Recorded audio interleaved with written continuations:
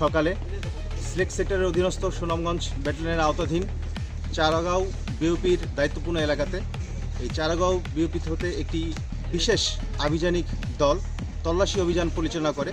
তো তল্লাশি অভিযান পরিচালনাকালে শূন্য লাইন থেকে 30 গজ বাংলাদেশের অভ্যন্তরে মাইঝাটি নামক স্থানে আমরা পরিত্যক্ত অবস্থায় একটি পলিথিনের ভিতরে এবং গাছপালার ডালপালা দিয়ে আচ্ছাদিত অবস্থায় 24টি বিস্ফোরক জাতীয় ইলেকট্রিক ডেটোনেটর আমরা উদ্ধার করতে সমর্থ হয়েছি।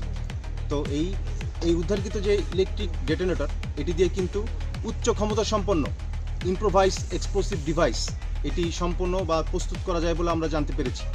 তো দেশের যে বিদ্যমান পরিস্থিতিতে যে স্থিতিশীল পরিস্থিতিকে অস্থিতিশীল করার জন্য এবং অরাজকতা সৃষ্টির উদ্দেশ্যে এই ধরনের যে বিস্ফোরক দ্রব্য বাংলাদেশের অভ্যন্তরে এসেছে বলে আমরা ধারণা করছি।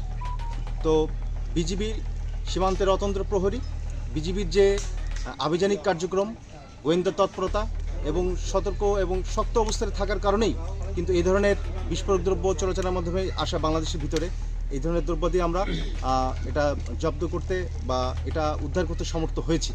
তো এই ধরনের আভিযানিক কার্যক্রম এবং গোয়েন্দা তৎপরতা আমরা আরও বৃদ্ধি করেছি এবং এটা সর্বদা অব্যাহত থাকবে।